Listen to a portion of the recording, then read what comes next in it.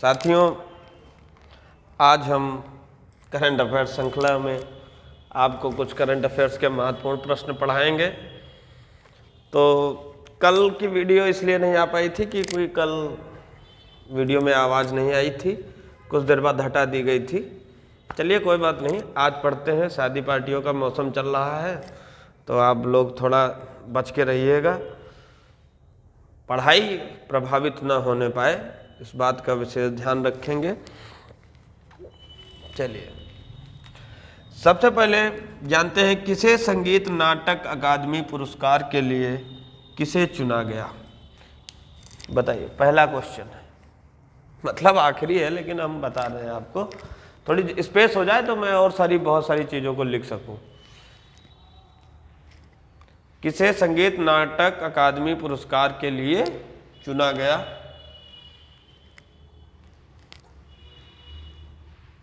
भरत नाट्यम नृत्यांगना, भरत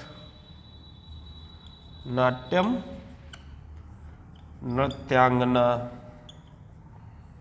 ये भरतनाट्यम की नृत्यांगना है और इनका नाम है वसुंधरा दोरे स्वामी। वसुंधरा दोरे स्वामी। मैं प्रयास ये करता हूं कि बहुत बढ़िया क्वेश्चन आपको मिले जिनसे आपको लाभ मिले। किसे संगीत नाटक अकादमी पुरस्कार के लिए चुना गया? तो ये भरतनाट्यम नृत्यांगना वसुंधरा दोरे स्वामी जी को चुना गया। अब थोड़ी सी जगह भी हो गई और आपका एक क्वेश्चन भी हो गया। चलिए अब ऊपर से पढ़ते हैं। भारत के द्वारा एससीओ की अध्यक्षता किसने की? एससीओ का फुल फॉर्म क्या है? संघाई सहयोग संगठन। कोई भी प्रश्न इसमें से बन सकता है किसी भी परीक्षा में, मुझे बहुत इंपॉर्टेंट लगा तो मैंने बता दिया। संघाई सहयोग संगठन की मेजबानी 2023 में भारत करेगा। क्वेश्चन है, भारत के द्वारा संघाई सहयोग संगठन की अध्यक्षता के लिए थीम क्या रखी गई है? मैं थीम भी बताऊंगा, थीम का आपको बहुत अच्छे से डिस्क्राइब भी करके बताऊंगा, एक एक वर्ड का मीनिंग बता दूंगा, बस आप देखते रहिए। 2023 में करेगा, सितंबर 2022 में, सितंबर 2022 में उज्बेकिस्तान के समरकंद, लिखते चलिए, सितंबर 2022 में उज्बेकिस्तान के समरकंद में एससीओ के 22वें शिखर सम्मेलन, उज्बेकिस्तान के समरकंद में एससीओ के 22वें शिखर सम्मेलन के दौरान भारत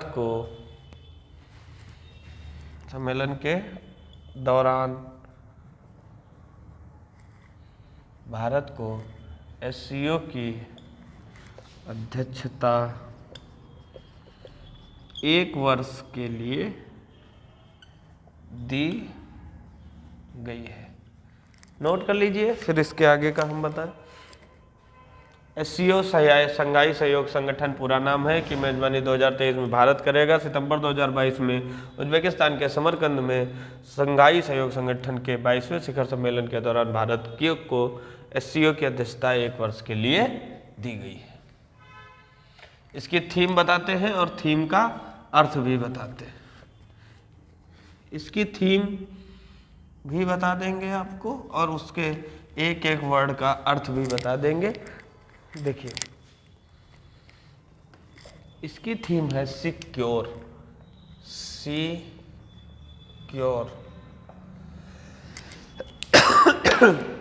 एस फॉर क्या होता है? एस फॉर होता है सिक्योरिटी ऑफ सिटीजन, ठीक, एस हो गया। ई फॉर क्या होता है? बताएंगे आप लोग, बार चेक कर लें। ई फॉर होता है economic development, Mick development.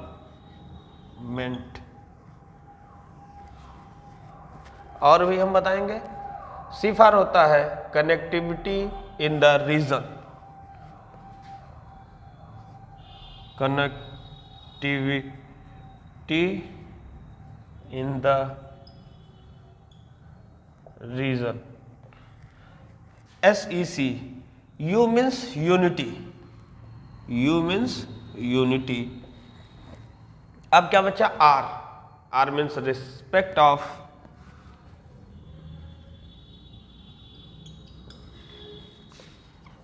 Respect of sovereignty and integrity,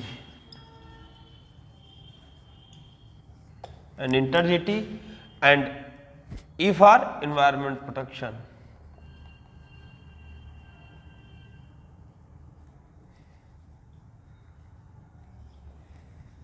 ये इनके वर्ड मीनिंग है, आप लोग समझते चलिए, कोई कठिन भी नहीं है, बहुत आसान है। अब मैं आपको बताता हूँ इसकी स्थापना कब हुई थी। संघाई सहयोग संगठन की स्थापना कब हुई? बहुत अच्छे अच्छे प्रश्न बनते हैं, बहुत महत्वपूर्ण टॉपिक भी है ये। मैंने देखा पिछली कई परीक्षाओं में, जो मैंने 2 क्वेश्चन आज लिए हैं, बहुत क्वेश्चन पूछे गए। SCO की स्थापना 2011 में हुई। इसका मुख्यालय बीजिंग में है। इसके सदस्य 10 देशों की भी बात कर लें, क्यों बार बार पढ़ना पड़े। इसके सदस्य से देश की बात करें तो चीन और रूस है, चीन है, रूस है, कजाकिस्तान है, किर्गिस्तान है, उज्बेकिस्तान है। नोट कर लीजिए, किर्गिस्तान, उज्बेकिस्तान, तजाकिस्तान है। इतने देश याद करना बहुत आसान है, चीन, रूस, कजाकिस्तान, किर्गिस्तान, उज्बेकिस्तान और तजाकिस्तान। ठीक। भारत और पाकिस्तान, भारत और पाकिस्तान ये दोनों 2017 में जुड़े, और 2022 में कौन जुड़ा, ये आप लोग कमेंट बॉक्स में बता दीजिए। एक ही प्रश्न दिया गया है आपको आज के कमेंट बॉक्स में, ये बता दीजिए 2022 में कौन सा देश जुड़ा। अंतरिक्ष में बंदरों के प्रजनन की योजना कौन सा देश बना रहा है? चीन। फिक्की ने 8वें फिक्की उच्च शिक्षा उत्कृष्टता पुरस्कार समारोह में किसे लाइफ टाइम अचीवमेंट अवार्ड से सम्मानित किया गया है? नोट कर लीजिए, स्क्रीनशॉट ले लीजिए, जो भी करना हो कर लीजिए। मोस्ट इंपॉर्टेंट प्रश्न है। एक बहुत बड़ी खुशखबरी है कि SSC GD के वैकेंसी बढ़ा दी गई है, 45,000 कर दी गई है। खुशखबरी तो मैंने कल दिया था, लेकिन आप तक पहुंच नहीं पाई, इसलिए उस वीडियो का मुझे हटाना पड़ा। मित्र, 2 घंटे की मेहनत मेरी भी बर्बाद हो गई, और आपके इंतज़ार को मैं समझ सकता हूं। ऐसा नहीं है कि मैं समझता नहीं हूं, आप लोग काफ़ी इंतज़ार करते हैं। और जैसे ही मैंने डाला, तुरंत लगभग 22-23 लोगों ने 2-3 मिनट के अंदर ही देखा। आज मुझे कुछ डाउट है, क्योंकि आज लगने बहुत हैं शादी पार्टी है और उसी टाइम मेरी वीडियो आनी है, तो थोड़ी सी दिक्कत है। लेकिन आप लोग पहले ये काम जरूर कर लीजिएगा, फिर पार्टी में जाइएगा, मुझे पता है। फिक्की ने 8वें फिक्की उच्च शिक्षा उत्कृष्टता पुरस्कार समारोह में किसे लाइफ टाइम अचीवमेंट अवार्ड से सम्मानित किया गया है? अब यहाँ से इनकी कहानी चालू होती है। नाम है राजेंद्र सिंह पवार, नाम है राजेंद्र सिंह पवार। और ये है कौन? ये NIIT के अध्यक्ष हैं। नोट कर लीजिए, NIIT क्या है?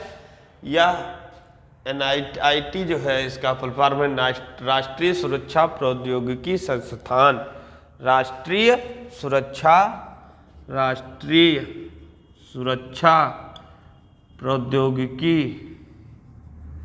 संस्थान। हट जाते हैं लिखने के बाद, क्योंकि आप लोग आराम से लिख लीजिए, कोई आपको डिस्टर्ब ना हो, कोई दिक्कत ना हो।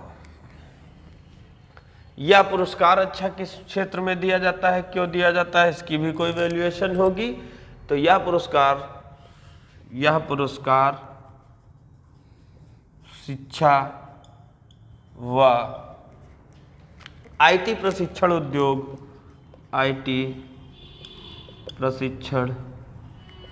उद्योग, यह पुरस्कार शिक्षण व IT प्रशिक्षण उद्योग के निर्माण के क्षेत्र में तथा उनके कार्य के योगदान में मान्यता देता है।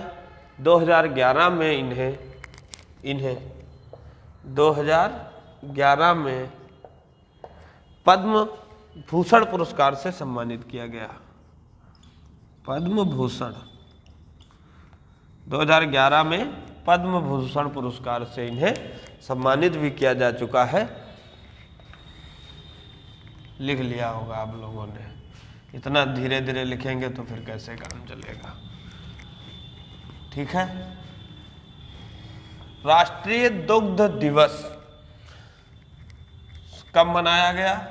26 नवंबर को। राष्ट्रीय दुग्ध दिवस 26 नवंबर को मनाया गया। 26 नवंबर को और भी एक स्पेशल डे था। कल मैंने बहुत सारी चर्चा की थी उसकी, लेकिन आप तक वो पहुंच नहीं पाई, इसके लिए मुझे बहुत खेद है। किस देश के राष्ट्रपति को गणतंत्र दिवस 2023 के लिए अतिथि के रूप में बुलाया गया है? बहुत अच्छा प्रश्न है, बताइए। किस देश के राष्ट्रपति को गणतंत्र दिवस 2023 के लिए, गणतंत्र दिवस कब है? 26 जनवरी। किस देश के राष्ट्रपति को बुलाया गया है? फ्रांस। एक भी मच्छर नहीं पाया जाता। लिख लीजिए, नोट कर लीजिए। ई गवर्नेंस पर 25वां राष्ट्रीय सम्मेलन कहाँ शुरू हुआ है? क्वेश्चन नोट करिए। ई गवर्नेंस पर 25वां राष्ट्रीय सम्मेलन कहाँ शुरू किया गया? जम्मू कश्मीर। शहर का नाम कटरा। कटरा शहर में जम्मू कश्मीर में ई गवर्नेंस पर 25वां राष्ट्रीय सम्मेलन शुरू किया गया। कौन सा राज्य सीमावर्ती गांवों के लिए एकीकृत विकास योजना शुरू करेगा? जानेंगे अभी तुरंत। 2 मिनट बने रहिए, सारे क्वेश्चनों का ऑपरेशन कर देते हैं, बात खत्म। कौन सा राज्य सीमावर्ती गांवों के लिए एकीकृत विकास योजना शुरू करेगा? उत्तराखंड। और उत्तराखंड के बारे में मोस्ट इंपॉर्टेंट बात जान लीजिए। उत्तराखंड की हाई कोर्ट शिफ्ट कर दी गई। कहाँ से? नैनीताल से। और कहाँ रखी गई? हल्द्वानी में। और समझिए, रक्तदान अमृत महोत्सव में, रक्तदान अमृत महोत्सव नोट करते रहिए, लिखते रहिए। रक्तदान अमृत महोत्सव में उत्तराखंड को दूसरा स्थान मिला। रक्तदान अमृत महोत्सव को में उत्तराखंड को दूसरा स्थान मिला। स्कूल स्वच्छता शिक्षा, स्कूल स्वच्छता शिक्षा, स्कूल स्वच्छता शिक्षा कार्यक्रम की पहल किस राज्य ने शुरू की, तो वो भी राज्य कौन है? उत्तराखंड। नोट कर लीजिए। उत्तराखंड के ब्रांड एम्बेसडर किसे बनाया गया है? उत्तराखंड के ब्रांड एम्बेसडर बनाया गया है ऋषभ पंत जी को। ब्रांड एम्बेसडर ऋषभ पंत को बनाया गया है। ठीक, नोट कर लीजिए। जस्ट इसके बाद में 2 क्वेश्चन और बचे हैं, बहुत अच्छे क्वेश्चन हैं। आप लोग लिख लिए, स्क्रीनशॉट ले लीजिए, हट गए, रोक कर लिख लीजिए, जैसे भी लिख लीजिए। ना लिखिए तो सुन लीजिए, 2 बार वीडियो सुन लेंगे, करंट अफेयर्स आपका बहुत अच्छा तैयार हो जाएगा। सिलेक्शन में करंट अफेयर्स की बहुत अहम भूमिका होती है। सुल्तानपुर गांव का नाम बदल दिया गया। सुल्तानपुर गांव का नाम बदलकर, ये सुल्तानपुर यहाँ नहीं है उत्तर प्रदेश वाला, ये है महाराष्ट्र में। याद है आपको 26/11 हमला, इसी में ये इनका नाम है, उन्हीं के नाम पर रखा गया है राहुल नगर। सुल्तानपुर का नाम बदलकर क्या रख दिया गया?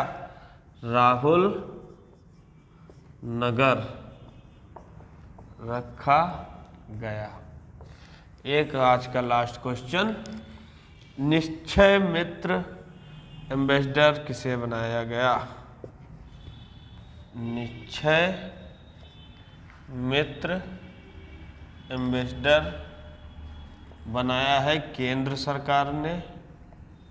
केंद्र सरकार ने, और किसको बनाया है? दीपा मलिक को बनाया है।